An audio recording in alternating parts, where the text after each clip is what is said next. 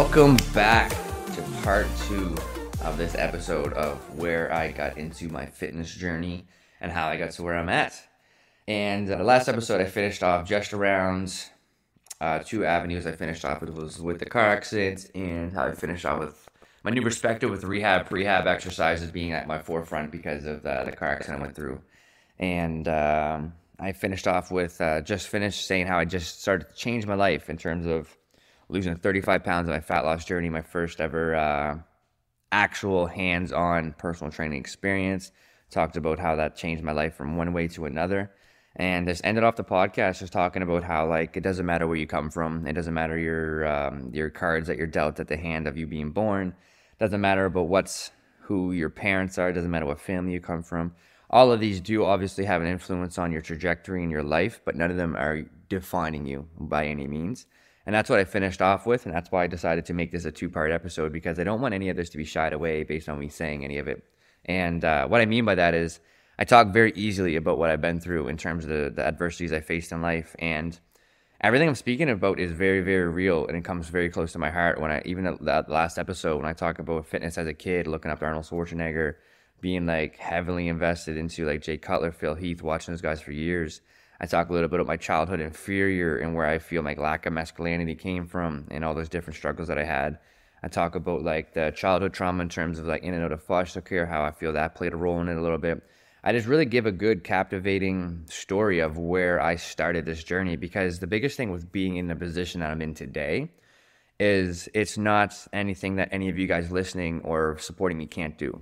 And that's why I'm deciding to take the time to make sure that the story is as impactful and purposeful as it is, because I do not want anything to be left, no stones left unturned, because I do believe that from the start of this story, with part 1 of this episode and part 2 during this entire episode, there are going to be thousands different of snippets of things that you could resonate with in terms of like whether you had a domestic violence at your house, whether you were abused yourself, whether you were just in a shitty relationship, whether you had a bad breakup when you were a child and had to deal with some of the interpersonal relationship adversities. Like, all of these things play hand in hand with mental health. And the more real I can explain my story, and the more real I can the more vulnerable I can be as a man and as a human, is the more vulnerable I can be with my audience and my people that support me and my clients and everyone around me, because I'm a firm believer that you're the percentage of the people you hang with, or the top 5 people you hang with. And if I'm being my best every single day, and I'm encouraging everyone else to be their best and giving them as much of my information about what I've been through, my experiences, to help somebody else resonate in some form or fashion to get better that day, that's my goal. And that's why I want to take time to really talk about the impactful parts of these stories and the transitions I've been through, the trajectories I had to go on, the journeys, the heartache, the depression, the anxiety. Like, I've been through a lot, and I never want that to be what defines me of why people know who I am. I want people to understand that through this journey, that no matter what it is that you want to do at any avenue of your life, you can decide to do it. It's never going to be easy. And that's the distinguishing part of this story, is that no, it's not easy, but you can fucking do it. And that's why I want to share everything I'm talking about. And that's why I decided to make this a 2-part episode, because, man, I was like not emotional. I was pretty hyped up actually when I finished last episode, because like I really just going down that memory lane and just thinking about like just being that kid and just trying to get into the fitness sector of your life and just making that part of your identity. And episode 1 of this podcast really captivated how I went from a smaller child with not much masculinity guidance or anything aside from my best friends, and I never played sports or athletics. I wasn't very athletic, and I really captivated how, like, on one hand, you can be a small, inferior kid that sits in house, plays video games all day, that doesn't know how to talk to females, talk to friends, talk to guys, make friends, or self-express at all, let alone in the athletic world when, like, most other kids are outside playing sports, and then transition from that to, I don't want to say an authoritative figure within the fitness sector, but a person of interest in the fitness sector for a lot of other people to find avenues of help, avenues of safety, avenues of camaraderie, and just guidance. So for a lot of people at that point in my life, they're putting me on a pedestal. And it's like, man, it's like I really wanted to captivate like where like you go from nothing to getting into it. And then this whole episode is talking about going from thinking you can't get it to having it all to losing it all and then re-fucking finding yourself. And I wanted this one to be different because it's going to be brutally fucking honest. There's probably going to be a lot of triggers in here that maybe I don't want to say this, like you're gonna learn a hell of a lot about me. Some you may like, some you may not like. Some may be a really, really wide-opening, mind-bending experience to some of the shit I might say. But nonetheless, I was not about to just finish up like the other episode in like 15 minutes with just this avenue. I really want to talk about how I went from the kid that lost 35 pounds. It went from a bowl cut, sitting in the house playing Call of Duty every day, to losing that 35 pounds and then putting a man bun, getting a man bun, and then going into competing and winning a show. So where we're living, like if you didn't listen to the episode, I'd recommend pausing this one and going and check that one out. But if you didn't listen to that one yet, what I'm doing is I'm starting a story off as I just finished losing 35 pounds over 2 months with a personal trainer. I put my man bun up. I reestablished myself into the world, and I was a complete different person over 3 to 4 months.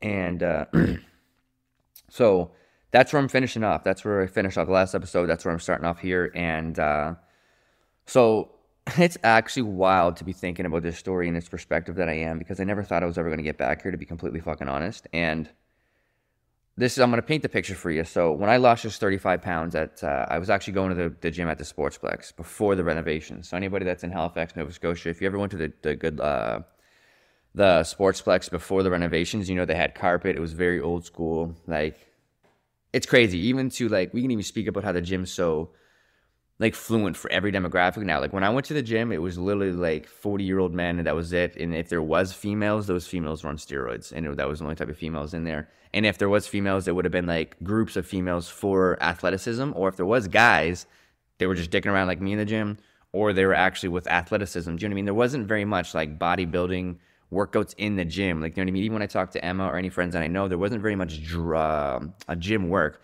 There was dry land training and wet land training and shit like that, but there was never like hypertrophy training.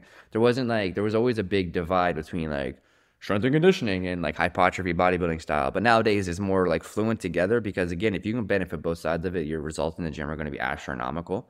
If you can tap into strength and conditioning with central nervous system to get like size on you, would really recruit the power that you're able to possess, but then also do the hypertrophy and do more like the muscle building, mass size, aesthetics purpose of it. But that's a tangent from a different state. That's another passion that I got. But pretty much,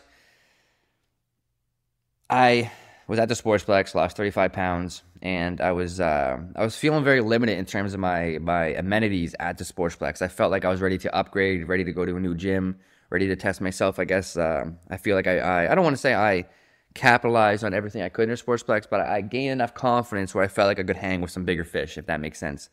So I joined Good Life, and around there, I don't remember what year this was. This would have been about 2015.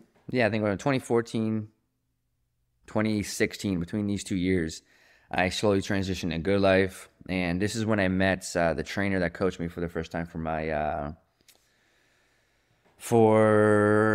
my first competition, Johnny Shreve. I linked up with Johnny Shreve. So this is kind of to paint you a picture. I just finished losing 35 pounds, fat loss journey. Switched over to Sportsplex. I was lean, very, very lean. I knew absolutely nobody at Sportsplex. Again, at this time, I'm still like an insecure kid playing Call of Duty all the time. I'm just happen to be in a different body now. And at this point, I still have my hernia. So I get to Good Life, and I'm there for about 2-3 months, and I'm obviously picking up some traction because I was in better shape than the majority of people. And I don't mean that to sound arrogant. I mean that to anyone that's in better shape, they just understand that like you have like a social status. And the reason why I like to talk about that a lot is because before I got in shape, I did not feel as if I had a social status. And those are very two distinguishable things that we could talk about, because creating a social status based on how you look and then trying to live your life within that when not having it beforehand, I can't even try to figure like that right there is crazy, trying to wrap that around. And what I mean by that is like being like an insecure kid, like chubbier, playing Call of Duty, like you wouldn't have the confidence to go talk to anybody, let alone trying to get females, go downtown with your friends. And then all of a sudden I had 6-pack abs, I had a man bun. I go downtown, and then I had like, sorry, I don't want to say it this way, but I have females come up and be like, hey, how are you doing? And to go from one extreme to the other within 6 months is like mind fucking bending. So the reason why I say that is because I really want to captivate of like who I am coming into this story, not who I was. Because a lot of people know who I was based on how I looked and how I marketed myself and how I carried myself, but that was not who I was. So I was still the insecure kid playing Call of Duty, didn't realize how jacked up I was in terms of like how shredded I was, how big I was. I was just doing my thing. I was trying to cure my depression, and I was working on it. I was doing great. So I get to Good Life. I'm there for about 3, 4 months, and I see Johnny Shreve. And like at this time, I think it was 2015, 2016. Like I don't think he was very coaching very many people for competing at this time, but I start linking up with him, and I reached out. I was like, "Yo, like this is what I want to do. I want to start to get in competing." And at this point, I'll be honest, I wasn't even confident enough to compete. I straight up said to him, I want to do a mock competition to see what I'm capable of, and then potentially jump into a show." And I said I want to do that after I had hernia surgery. So I linked up with him, I got everything set up, and then I went and had hernia surgery. So meanwhile, the hernia surgery is an inguinal hernia surgery. So for anyone that does not know what a hernia is, it is when your abdominal walls, when your intestines come through your abdominal walls. So what happened was through the car accident when I was 15, the impact of the car accident actually put enough force through into my body that it blew my intestines through my abdominal wall just a little bit. And it wasn't bad, but back in when I was 16, they didn't have as many options for surgery. They only had the one and done type surgery. They cut you right where it's at. They fix you and it's 6 to 8 months out. So if anyone that plays sports, they know that a hernia surgery, like back in the day for football, rugby, or any like a big sport, was like brutal because you're out for the season. So I didn't want to get it, especially at 15, 16. You're just trying to experiment with who you are as a person. Like, you know what I mean? Let's just add that on top of being insecure. So I didn't get the surgery till I was 21. I get it at 21, and at this point, it's I'm not gonna say it's pretty bad and paint this bad picture, but it definitely was a bad hernia, and I was bruised, and my recovery took a little bit longer than an average Joe because I did wait for so long. But the reason why I waited was because when they came out with a new surgery called a microscopic way, this is 2022 now. This is the way to do surgeries now, is microscopic because it's less invasive, but pretty much what that did was like you're back in 14 days. Like you go in, they do it all under the layers of your muscle, and they stitch it through that way versus cutting your muscle. So I decided to go that way, and this is going to be too much information for some of you, but let's just say from the middle of my thighs, because inguinal hernia. So a hernia is your intestines coming through your abdominal wall. There's several different types of hernias, but inguinal hernia is my one I had, and that was when your intestines come out your groin. So I had my intestines coming out of my groin. And I know that sounds fucked up and sounds horrendous, and actually the way I'm saying it makes it sound even worse than it is. But hernias are very common, and most of your fucking grandparents cut them. They just never had surgeries because they're just fucking goated, and they just take shit on the chin like that.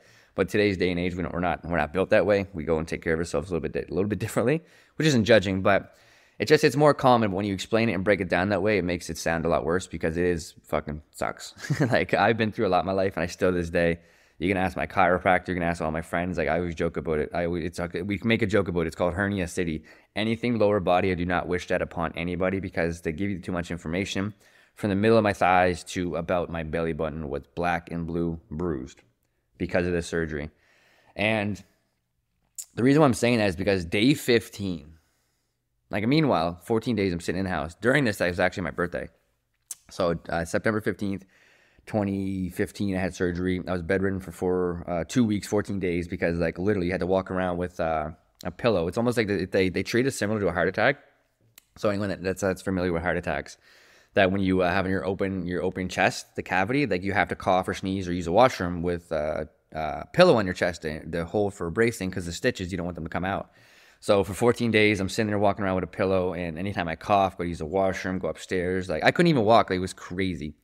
And actually, side story from this, like from my hernia having my hernia for 5-6 years, that actually turned to, I'll get into this later, but that actually shut off my pelvic floor because there's a hole in my abdominal wall. So there was a gap. So the connective tissue started to become dormant and shut off, which that in turn led to my left glute being shut off because I had my hernia on my right side. So anyone that's familiar with rehab, prehab, it's usually opposites that cause you to get injured, or like opposites are usually when it starts to hurt or cause the issue. So like if you have like a headache, usually it's not your head, or it's usually something in your back. If you got lower back pain, usually it's not your lower back, it's something else being pulled. Like usually if you feel your like front left hip flexor tight, usually it's because your back right glute is not activating properly. Like the human body is a remarkable thing, and I wouldn't have any of this experience or knowledge if I didn't dive into the certs and get in the car accident and make sense of what I've been through. But what I'm trying to say is, it was just an enormous amount of injuries that I had. So this particular one with the hernia, day 15, so 14 days you're bedridden, you can't do it. They're like, day 15, you go back to your normal life. I don't give a fuck if you don't believe me when I say this, but day 15, so 14 days, I'd be straight, walking with a pillow on my abdominal walls. And obviously I said it's inguinal, so it's more my groin. Anytime I use the washroom, anytime I cough, anytime I sneeze, anytime I got to get up and use my core, I'm bracing myself. Day 15, I'm in the gym under the barbell bench press. Brad Beckett, if you're listening to this, he remember, he was there, he spotted me, and I put a plate on that bitch and I tried. And I'm telling you right now, that pain was so excruciating. I was like, Jesus Christ, I couldn't even bend back because I couldn't, my stomach was so tight. I mean, I even have pictures of the hernia like surgery too, not pictures of the actual surgery, but like aftermath of like the stitches and the swelling. And I couldn't even bend. I couldn't lay down with my legs straight out on a flat bench. So I had to do everything incline because everything was so hurtled over. So that was day 15, day 1 back in the gym. And that was me starting to compete. That would have been in, so September, that would have been October, around the end of September, October of 2015. That was me doing the hernia surgery right after the car accident in 2011. Graduated college, and here I'm at. I'm shredded to the bone, have hernia surgery. I'm trying to figure my life out. So then I do a little bit of a mock diet with Johnny Shreve. We started getting into some stuff. And at this point here, I'm already accelerating. I'm already excelling pretty fast within the bodybuilding community because I was already in ridiculously good shape because of coming from the sportsplex. So it wasn't one of these guys that, and this isn't shit on anybody. This is just painting the picture for you guys. A lot of people come into the bodybuilding industry, they hang out with everybody, and then they like get in shape within the bodybuilding industry. And then they start to compete, and then they start to create that avenue. But for me personally, I was already in shape. I came out of nowhere, and then I started to compete. So I kind of stuck out like a sore thumb. There was really no before and after of me. It was just like, dude, where did this guy come from? And so it's October now. I'm getting ready to compete. My show that I had my eyes on was Atlantics, and I guess it was 2015. So 2014 was when I was telling you all this. Oh, no, 2016. April's 20. Yeah, April 2016 was when I would have did Atlantics, and I did my show for that. I prepped everything up, and then I ultimately did like a 14 to 16 week prep.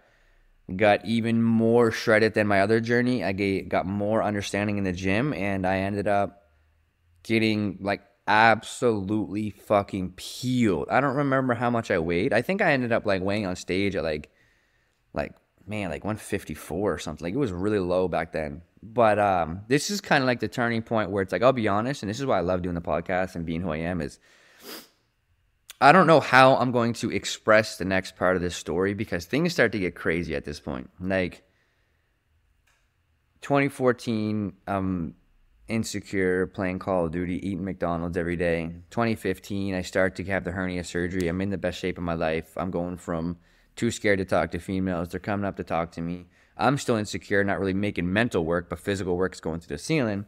And then I'm like, all right, cool, let me compete.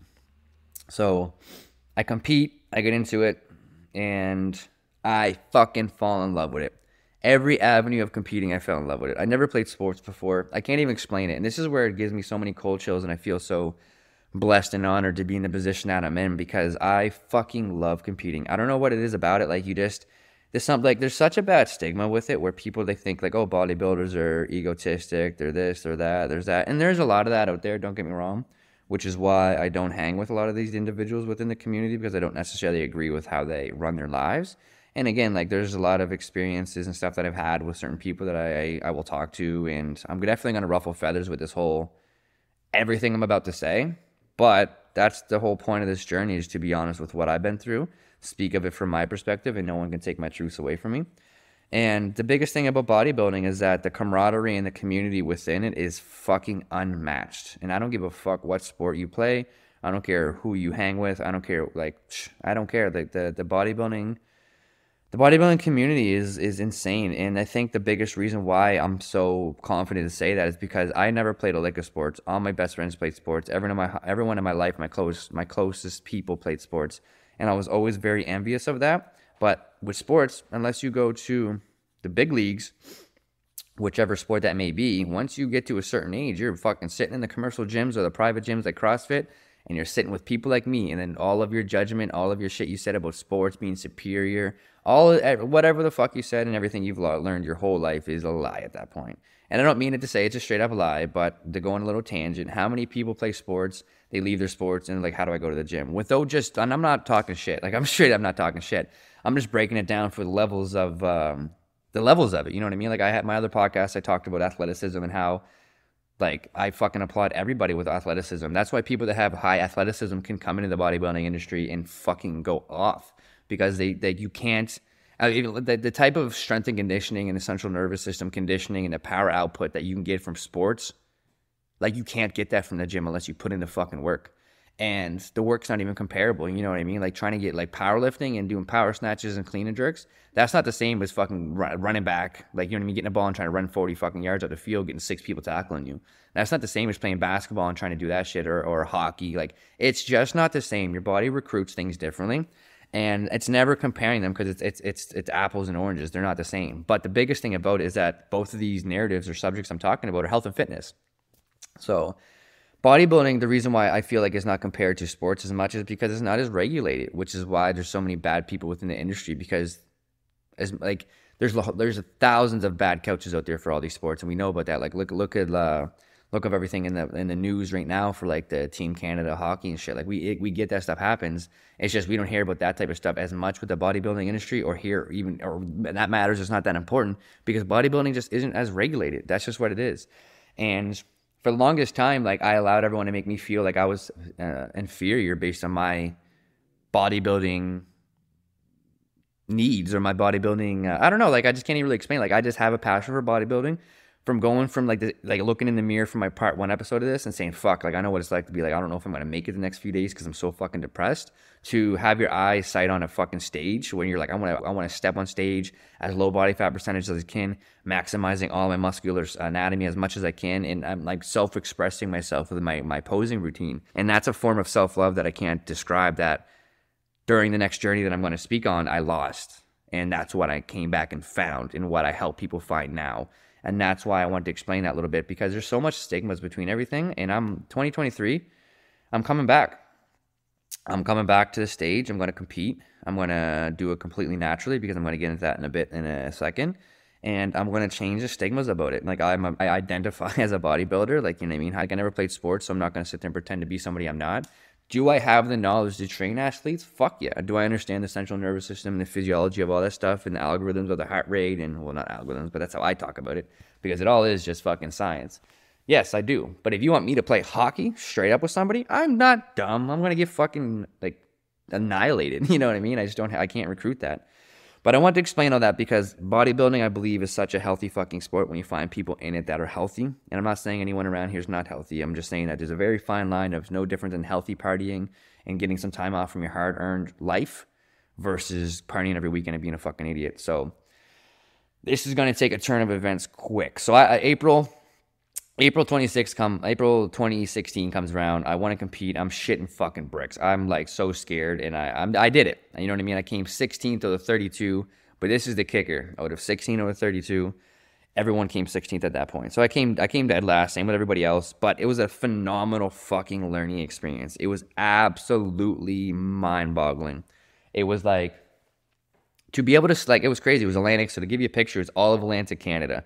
You go to New Brunswick, you go to, I think when I did it was at the New Brunswick Casino, and you have like 1,500 people. I mean, I'm telling you this now, saying 1,500 people. Someone can correct me and message me, but I don't know. It felt like 1,500 people compared to the next show I did, but it was huge. It was broadcast on a CTV, like all these things, and I was like, God damn. So for me, my marker was just to get there, to do it, say I did it, and fall in love with it. And when I fucking did it, and I was like, God damn, this is fucking amazing. So my next show, which was ECC, which was that November, so I think it was, 6 months later? So yeah, 11 minus 4, so 8, 9 months later. And so this is where things get kind of tricky. And I want to be very mindful how I explain this, because I'm not going to put blame on anybody, because I made my decisions that I did. But this is where I want to be really want to be talking about the fine line of the regulations of the bodybuilding market and being wary of who you trust to guide you. And before I even get into it, it always takes two to tango. It always takes two to tango with whatever you're fucking doing. The blame is never on 100% someone else. If you are in that room with them, you have a percentage of that blame regardless of what you want to say. And I'm not saying that the blame should be more on you versus the other person. I'm not saying any of that. But I am saying, none the fucking less, if you're part of a situation, you have ownership over that of some sort. regardless if 90% of it's the other person's fault. You have some type of ownership over it, and you cannot be naive or ignorant to that, because you will not heal, you will not grow, and you will not change.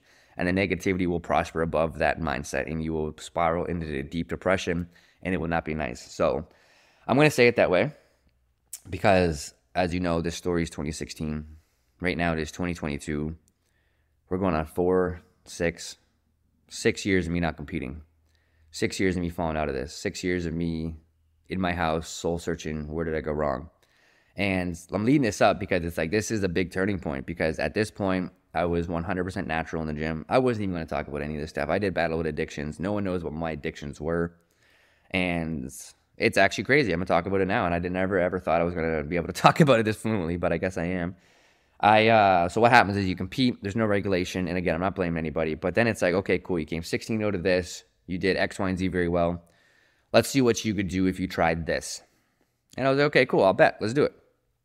And then you try one performance enhancement drug.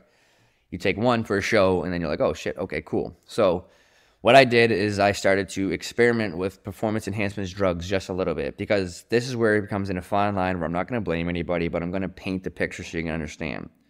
This is where I let my ego, my pride, my physicality of how I looked, my insecurity for feeling inferior as a man, feeling like I had no masculinity, I let it all just go out the fucking window. And I didn't do it on purpose. I just got obsessed with the journey and making myself feel and look the best I could, because I was like, look, man, I'm so proud of myself, what I had in the mirror. And I'm going to talk about everything in between, but I'm going to paint the picture for you right now. I'm going to say this right now was April 2016. I'm just starting to experiment with my first performance enhancement drug. I do a 7-week cycle, and then fast forward,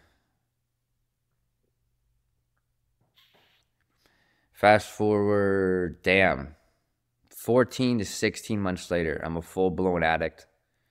I'm taking more performance enhancement drugs than I'm comfortable even saying. I'm partying every weekend, doing a shit ton of drugs. I'm doing coke, doing molly, partying, smoking a shit ton of weed, drinking all the time. And to this day, not to this day, I would say, but still within this last year is when I was really like, damn, like, how fast did I make that landslide of changing my life? How fast did I go left field? How fast? And it was crazy with how fast it was, because this is where it gets the kicker, and this is where there's two parts of it. One is I'm not going to take blame on anybody, because I fucking put this shit in my body myself. I paid for it. I went out of my way. I could have looked at it so many different ways, but I did not. Can I blame some influences? Sure, to make myself feel better. Can I say, oh, I was being coached by this guy, that, but whatever. I can sit here and say whatever. But I'm not, because I did it. I ingested it. I took it. So that's why my power comes from. And the thing that I'm going to say about that is I don't regret any of it, because I learned a lot. Do you know what I mean? But what I will say is that's why I believe so much in who I am as a person with my coaching abilities. And what I'm doing is because the last few years, I was like, why is this so wrong within this community? Why do so many people get caught up in the whirlwinds of the egotistic aspects of this community? So what I did is my second show, ECC, I did it enhanced. I did just a little bit of stuff. And if I'm being completely fucking honest, the cycle that I did for that show, if I was talking to you in person, I'd still tell you I would do that cycle again. And that's what blows my mind, is because, and that's why, not to blows my mind, that's why I'm so excited to talk about this stuff, is because it's not bad stuff. It just comes with the industry. And it's just one of those things where it's like, if you want to shy around it, go ahead. Like, there's football players that are enhanced. There's Major League Baseball players, hockey players. Like, everyone's enhanced at some degree. Not everyone, I don't want to say it that way, but it's a part of the culture. And since bodybuilding isn't regulated, it's fucking heavily embedded into the culture.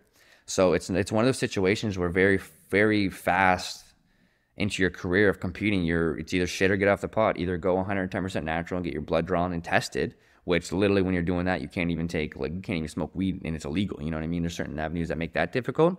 But if you're not going to do that, then you literally got to be willing to, unfortunately, put your health at risk for some people, because there's some people out there that do not care, and they will take whatever the fuck that anyone tells them that will give them that edge. They don't eat healthy. They don't even work out healthy. And that's why I'm excited to be my position in this community for that, because if you want to take drugs, performance enhancement drugs, and get enhanced and take it to the fullest, fucking do it. Do it. Just be smart about it. Don't be dumb. No different than if you're going to drink and do drugs with your friends. Don't fucking be buying shit from people you don't know. Don't be sitting there doing it in environments you don't know. Like, have a safe environment, have safe people, have your community, and be smart about it. No different. It's because it's healthy. It's like, to me, it's no different than that parenting skill where it's like you have one parent that's yelling at your kids every day, fuck you, don't do these drugs, don't do this, do that, which creates this negative cycle in their mind where they're just never going to tell you about doing them, or they're going to feel like they want to do them because you're telling them not to do them. Instead, it's the other parenting style where it's like, hey, you're gonna go to a party one day. It may be there. This, that, and this. Just keep an open mind to it. Like, if you do it, don't do it stupidly. And I'm not saying that some parents should say that, but all I know is I grew up the way I did. And a lot of you, like, when I got in my addictions and I started going through my fucking real struggles, because again, after, and I'm gonna get into a little bit about my competing, but after I ran down my road of the year after competing of doing addictions, every fucking person that I found myself in a room or found myself in a hotel or found myself at a house party doing these drugs with had good homes for the most part, they just crave the I don't know what the fuck it was. And to be honest, this may offend some people, but I found it pathetic. You had people that had good homes, good parents, good things, and they're like just trying to ram these drugs in them, trying to fight people, trying to start all this shit just because they misery loves company. They didn't understand themselves. They didn't understand their emotions. They didn't understand how they felt. And they're like, if I fucking rail 16 fucking lines of coke in my nose and do a bunch of steroids, like, shit, all you guys are doing is so, like, man, we're fucking all friends. It's like, no, that's not it. And that's the biggest misconception because, like, it's no different, man. Like, I'm telling you, like, it's out there. All these things are out there. Drugs are out there. If people want to do them, they're going to do it. So my biggest thing is just like is talking about them in an open mind and understanding that it's like, if you want to be judgmental and be like, oh my God, like, those things are out there, da da da da. It's no different than saying if you judge people for doing cocaine or smoking weed and stuff like that, next time you go to the gym, I can guarantee you 50% of the people in that gym at least fucking did coke, and at least 80% of those people in there smoked weed. So it's like, majority of the population right now you're going to be judging.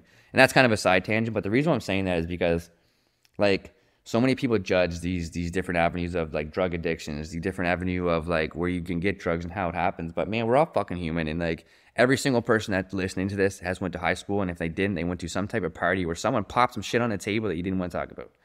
And I just don't care about talking about it because it is what it is. You know what I mean? And that's what it's called. I'm just going to rant right now, but that's the Cinderella effect. If the shoe fits and you get upset by it, I am sorry. But what happened was I did my first cycle for my first show, and it wasn't very many things. It was just a small cycle. I felt amazing on it. I enjoyed it. And the biggest thing with me in the addictions with the enhancement was being in the car accident and being diagnosed with all of this pain, anxiety, depression, and stuff.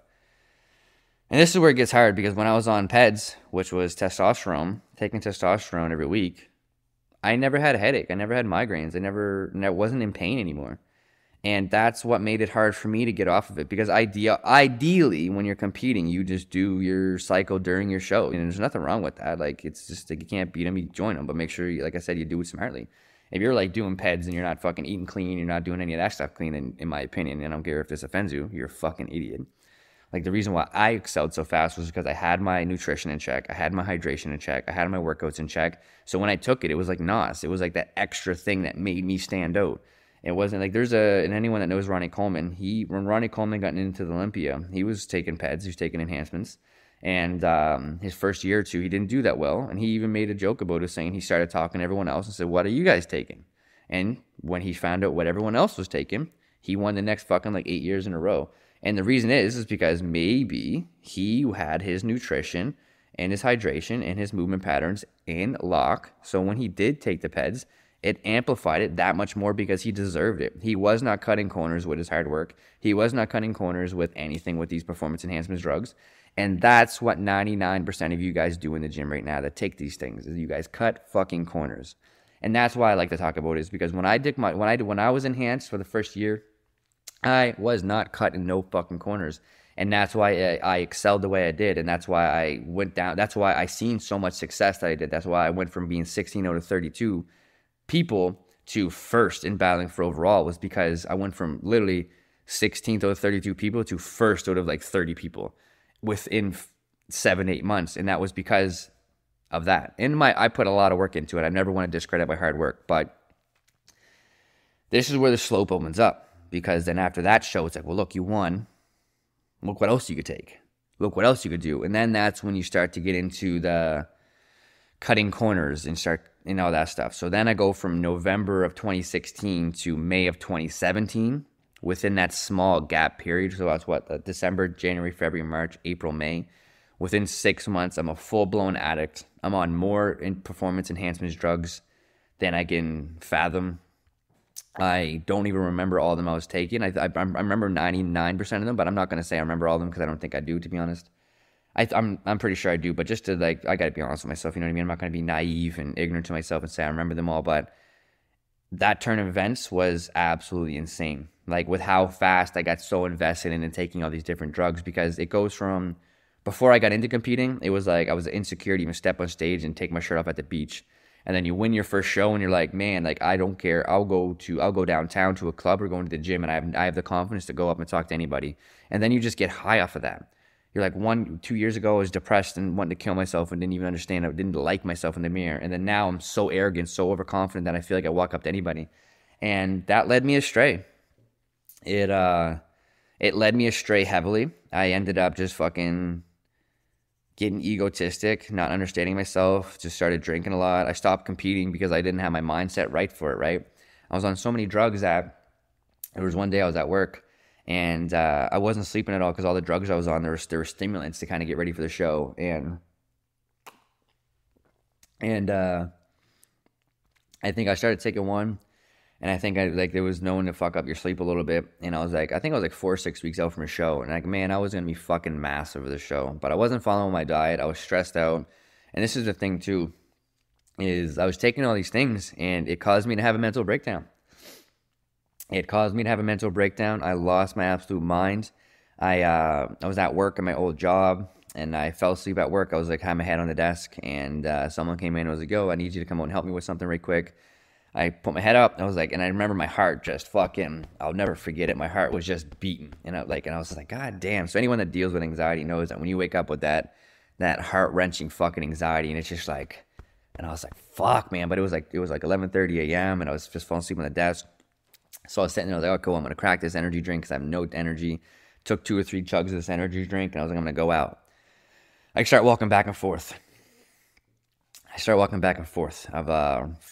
Of the office. I'm like, God damn, I'm like, what the fuck's going on? And I look in the mirror and my nose starts bleeding. And I look in the mirror and my nose starts bleeding, like not just like a little bit, like profusely. Like it starts dripping down my nose, down my face, and dripping onto my work uniform where I was working at. And I was like, oh my God.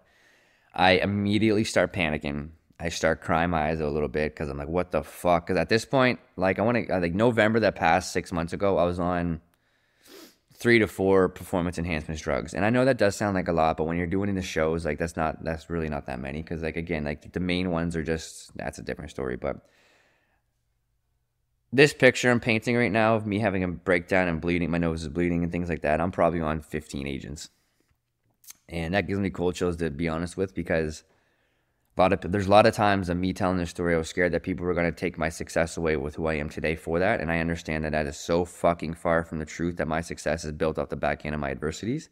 And that's why I'm excited to talk about it as well, because I'm telling you, that show, I was on so much fucking gear, so much fucking cutting agents, so much like performance enhancements, drugs. And the reason why I was doing that was because I was desperate.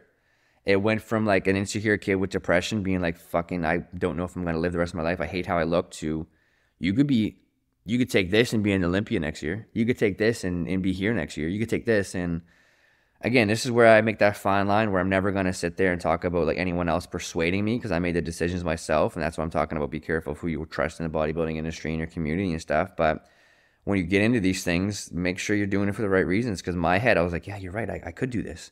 Look, I clean sweeped. I clean sweep this show with this. Like, imagine if I did this and that. And you create this crazy fucking egotistic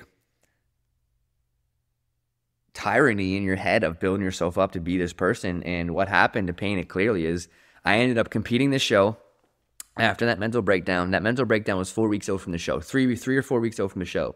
So anyone that competes knows that 3 to 4 weeks out from a show are the most important, because you got to dial it in. You got to lock it in. And I pulled off of all of my fucking performance enhancement drugs. I came 3-4 weeks off cold turkey. And again, anybody that knows that, there's a lot of adverse side effects that happens with that. So I pulled off all of my drugs 3 weeks ago for my show. I still fucking competed. And it's crazy. There's no pictures of me on stage really, or you can find them on Facebook. You got to go searching for them. But I didn't bring them up because I was like, I didn't want to bring them up. I didn't feel like it was relevant because I was like, fuck, I was so disappointed in myself. But I still wanted to win. Not win. I still wanted to compete. I wanted to win against me. You know what I mean? I was like, I'm gonna cut all this stuff off cold turkey. I'm not gonna do it. I'm blah blah blah blah blah. And I'm going to come off of it. I'm still going to compete and do my thing. And I competed, and this is where it started to get real, and my depression started to spike. So when I competed, I lost to 3 people that I beat 6 months beforehand. So I came 4th, I think, or the 5 people.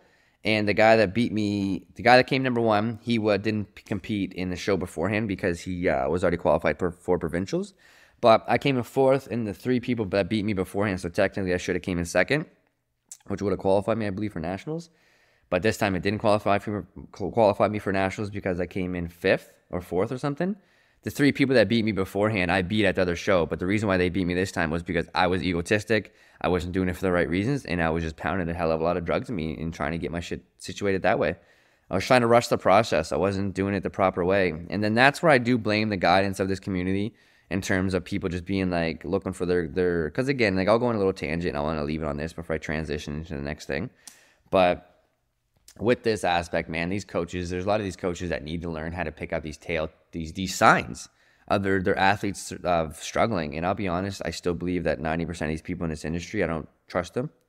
And it's not that I don't trust them. I just wouldn't trust them to coach anybody that I love or anything, because the bodybuilding industry is still very unregulated, and there's still a lot of tyranny in it. And it's very easy to just say, like, yeah, give me your money, I'm going to help you, and then not help you. And then just be like, well, if you do this, and that you can do this, and that. And it's like, it's very unhealthy. So that's why I have so much pride in what I do in terms of my program, what I offer, because I've built it on a little bit of the backhand of this and understanding where the gaps are in these training facilities, these coaches, these mentors, these guys that are supposed to be the ones that are helping us all in these industries. Like, they're just not good community leaders like they're supposed to be. And that's where it becomes a very political thing for me to say, because if I go against these sought-out leaders within the bodybuilding industry, especially locally, it's like, who do I stand beside? You know what I mean? There's no other sense. It's not regulated or anything like that. There's no other camaraderie or community. It's either you're with most of these people or not. And that's why it was always a touchy subject to talk about this, just a little bit of a journey that I went through. And damn, I'm probably going to make this a 3-part episode, because I have a whole other avenue of what I'm going to get into with my life, with where this led me. And I think I'm actually going to do that because I feel like this captivated like kind of where, honestly, I've been talking about 43 minutes of this journey. And I talked about how I went talked about that 2-year stint, about how I went from losing 35 pounds of fat loss in 2015 to within a year and a half competing, being full-blown addicted to steroids. And I'm going to make part 3 about what that taught me and how that led me into where I'm at exactly today, because I didn't expect to go on as much as I just did. And to be completely honest to everybody listening and supporting, I didn't even expect to go in and talk about me being addicted to steroids or me being addicted to performance enhancement drugs or any of that stuff. I actually, I didn't expect to talk about it at all. I just expected, I had my notes in front of me, and I literally expected to be like, okay, cool, I'll talk about 35-pound fat loss, get into the second transition, talk about competing, addictions, and then go right into what this taught me and how I got into who I am today. And I literally just stopped on competing with addictions. And I think that teaches me, or I think that shows me more about myself, which is, I'm being very real right now in this episode. And I want you guys to understand that, because this is who I am as a person, and that's why I'm captivating who I am more. I'm just real every fucking second of the day. And if I'm not talking to you, it's because I can't be real in front of you. And I don't give anyone my time unless I can be 110% authentically real and genuine with them. And if I'm being real right now, I think the fact that I took 40 minutes to explain my transition from the chubby kid playing Call of Duty and eating McDonald's 2 times a week, too scared to even talk to females, to fast forward 2.5 years, 195 pounds, loaded up to the gills, taking performance enhancement drugs, competing, beating every self-doubt I've ever had, to now I'm ruining myself through ego and masculinity and just a testosterone-fueled journey And if I'm being honest with anybody listening, because I'm about to close up this episode, I think I learned more about myself during this episode talking about it. I feel a lot more comfortable with myself. And if I ranted and didn't maybe come up with making this episode very impactful or intentional, I apologize if I rambled a lot. But the one thing I do want to say is I did some healing this episode. And that gives me cool chills to say. And I'm very proud of myself to be able to sit here and record this episode in the comfort of my home that me and my beautiful girlfriend built. The life that we've built together. She's met me when I was at my lowest during this time. She met me when after I was addicted to steroids. She met me after I was partying. She met me after all of this stuff that I'm talking about. And even saying that there, it gives me more of a reason to shut this episode off, make it a part 2, and make it a part 3 of like, what did this journey teach me? How did I take this and pivot it into the positivity that I'm in today? How did I take all of this and make it into a program, into like I call my program a certificate, because people come in and on the other side of it, they're not the fucking same because I care so much. And I feel like the first 2 episodes are really going to captivate. The first episode is how I got here in terms of like growing up with my life, my support systems, my structures, and to not let that define you as a person, because it doesn't matter who brought you into this world. It matters how you take yourself out. And I'm a firm believer of that, and I'm not saying that to shy away from the difficulties that brings, because doing your life alone is not easy. But nonetheless, you cannot let your childhood or the way you were brought up define who you are. So I feel like that's what the first episode was. This episode, I feel like, was a therapy session for me to really talk to myself with you guys, with me, which is what I'm grateful for, to talk about to talk about like how the car accident led me into competing, and talk about like the adversities with like the steroid addictions and how I got into it. Because if I'm being honest, like I feel a little bit euphoric right now, because I'm like, damn, I feel like I just had a good conversation about a big chunk of change in my brain, a big chunk of mental adversities that I've been burdening. I've been burdening myself with these, and I'm not even opening the door of what I actually went through with this addictions, what it taught me, and what it led me into getting into. And so with that being said, I'm going to close out this episode, part number 2 of, I don't even know what I'm going to call these episodes, but it's just me blurbing my life out there, giving a lot of connection to a lot of my audience, giving connection to a lot of my clients, giving connection to a lot of my supporters, and just me being more vulnerable for the real world out there, because with the world that we're living in nowadays, everybody's online, everybody's doing something in terms of health and fitness or helping people. But my biggest thing is camaraderie and letting you guys know that you're not alone out there. There's a lot of people online that do things on the backhands of other people's performances. And what I mean by that, there's a lot of people online that have teams that are building things up for them.